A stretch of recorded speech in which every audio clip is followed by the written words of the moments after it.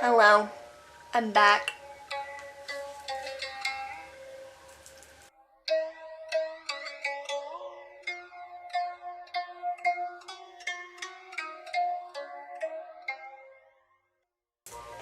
What is up, guys? Welcome back to my channel. My name's Laura. I just wanted to make an update video here because there's been a lot of crazy changes transpiring on a collective level as well as a personal level. I just wanted to make an update video to explain the astrological transits that are responsible for all of this nonsense.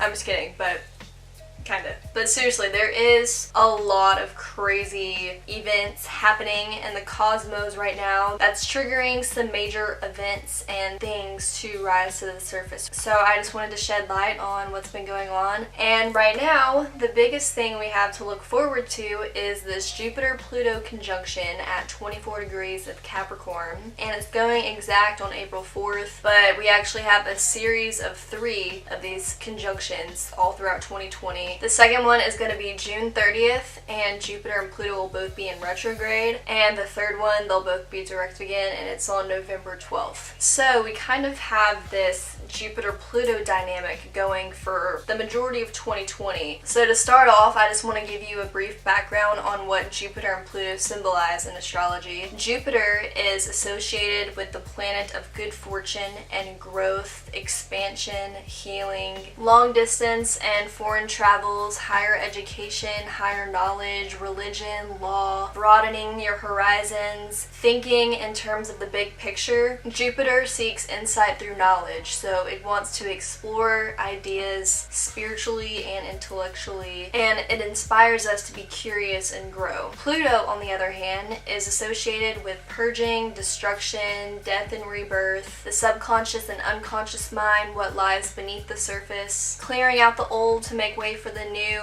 Whenever Pluto is involved, even though it is the tiniest planet and it is the farthest away, it brings extreme situations, extreme times. Pluto is associated with our most intense emotions and experiences, the ones that incite change and transformation. Alan White said that Pluto makes big things small and small things big. So combine that energy with Jupiter and we have this extreme microcosm, macrocosm dynamic, zooming in and zooming out, magnification and amplification. So I was reading this Patrick Watson article and it was super interesting. I'm gonna link it in the description below and you guys should check that out. Basically, he was talking about the history of major Jupiter-Pluto aspects and how they've coincided with discoveries on extremely small and extremely large scales, such as the development of microscopes and telescopes, which gave way to the exploration of the microcosm and the macrocosm. What's also interesting is he noted that the people who contributed largely to these discoveries and new ideas and theories were people who were born during hard Jupiter-Pluto aspects. And he has tons of examples on there. Again, y'all should check that out. But it made me think of Nassim Haramein, and I've gotten like really into him lately. If you don't know who that is, y'all should also check him out. I will link some information in the description below on him as well. But basically, he unified physics. I'm not gonna get into the details because I'm not an expert on physics, obviously, but Nassim basically unified the fundamental physics that drive gravitational effects from the molecular and quantum scale to the cosmological scale. And I know that sounds very scientifical,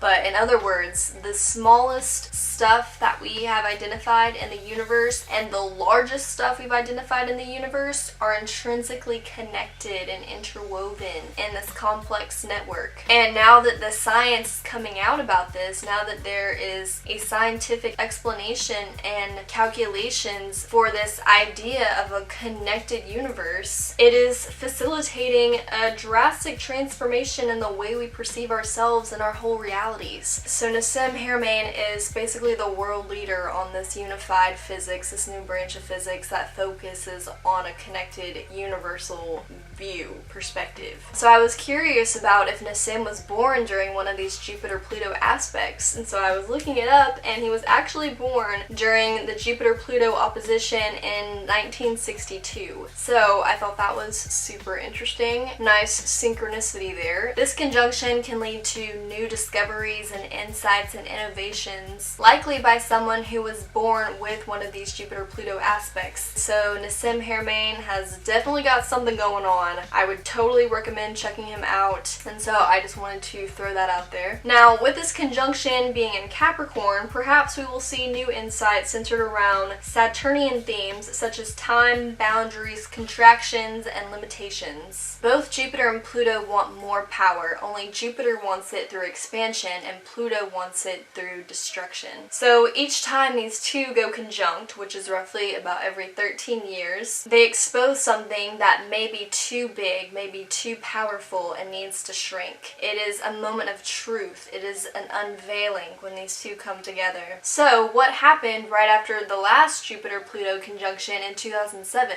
The recession in 2008. That was a major unveiling for the corruption that was taking place in our economy and the stock market. So I've been reading a few articles here and there are many sources claiming that we are on the cusp of a major worldwide depression and a total reset of our global economy. So think about this Jupiter-Pluto dynamic of inflation and deflation, of expansion and contraction, and what's already happening in the world right now. COVID-19 has rapidly expanded and spread throughout the world. We are approaching a massive economic contraction. The unemployment rate has skyrocketed. People are being confined to their homes. Internet usage has skyrocketed. Small businesses are going bankrupt. And people are stockpiling toilet paper. But in all seriousness, what else could we expect from the smallest and the largest planet in the sky coming together? And like I said, this is just the beginning of a 3-part series of Jupiter-Pluto conjunctions in 2020. It's as if this one in April is the initial turn of events, the initial changing of narrative. And the second one in late June and early July, when both Jupiter and Pluto will be retrograde, will require revisioning, integration, and contemplation on how to proceed. And then, by the finale in November, we will hopefully have learned how to adjust to whatever has transpired and move forward through the threshold of a new cycle. So we are just on the brink of this massive transformation that is taking place on a global scale. The Great Awakening is here. We are in the midst of a total global reset. Everything that is happening right now is necessary for our collective awakening. The 3D matrix is crumbling before our eyes, and we all chose to be here during this time to experience this shift and play a part in it, to participate in it. During this global pause, Pluto is peeling away the illusion, peeling away the veil, and it is revealing the underlying truth. Remember, Pluto is the detective. It wants to get to the bottom of things. It wants to uncover the secrets. It wants to expose the truth for what it really is. And that is exactly what's happening right now on an individual and a collective scale. Because, as I was saying before, it's all intrinsically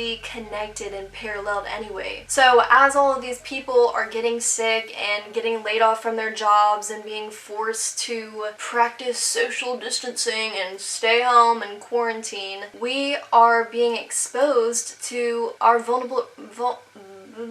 on a collective level, we are being exposed to the vulnerabilities of our system. I mean, look how fragile and delicate our system is and how unprepared we are to deal with these sort of disasters. I mean, it's only taken a few weeks for everything to just fall apart so quickly. It's causing many people to question the foundation and the structures of our system. It's causing people to lose trust in these structures that they used to be so dependent on. It's also exposing how dependent we are on the system, or how dependent certain people were on the system. It's just unveiling all of this corruption and all of this, certain businesses and how they're actually treating their employees, and how the government and so and whoever's dealing with this stuff. And on an individual level, we are becoming aware of the vulnerabilities in our own lives. When our surface reality gets shaken up a little bit, we're forced to go deep within and evaluate the inner structures values and the belief systems that we operate on. In a way, this quarantine has stripped back an aspect of people's identity. When you're forced to stay at home and you're not spending all of your days going to work anymore, you kind of lose that sense of like, this was who I am, this is my purpose on this earth. I am so and so and I am a whatever. And when that's taken from you, when you're forced to sit at home and spend all this time alone with yourself, this is a time for people to kind of reevaluate their lives and their situations and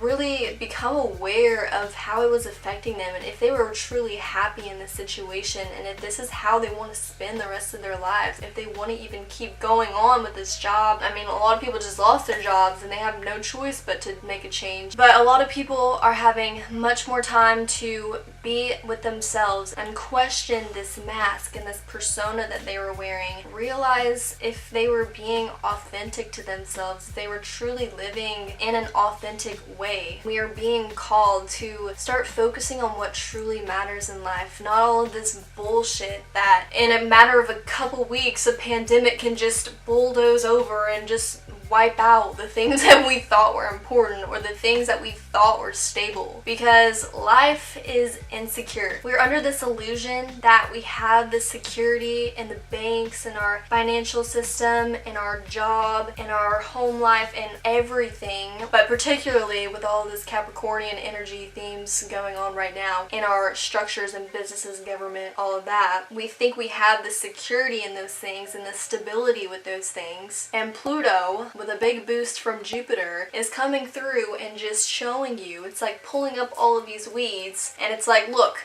you thought you had roots in the ground, but we are here to show you that this is not stable. This is not a secure foundation, and we are not operating at an optimal, actualized level. We are not operating in a way that is good for all of society, for the world. Mama Gaia is throwing us all of these natural disasters left and right, and it's just showing us that we have been suppressing these problems, and now it's time to expose all of that, because this is what has to happen in order for people to wake up. The first step in waking up is to become aware of these things, and it takes something to shake up our reality a little bit, to make us aware of things that we've been pushing to the side or literally just not having time for because we're working all day every day. I think after this first week of April, after we get past the peak of this Jupiter-Pluto conjunction and after the full moon in Libra on April 8th, the intensity will maybe start to subside a little.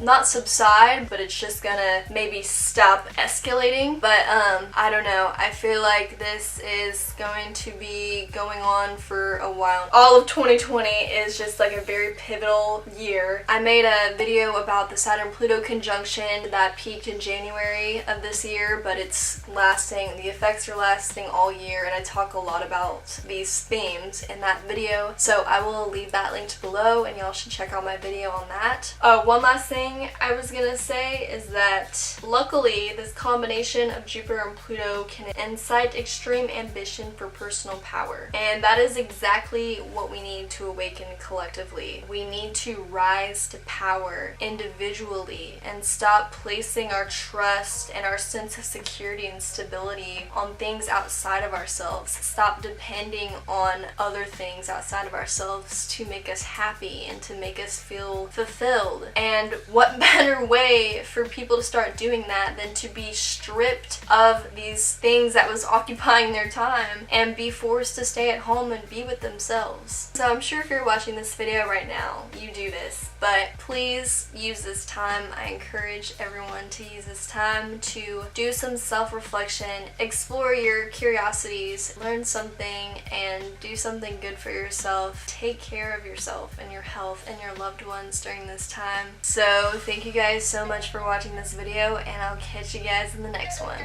Stay woke.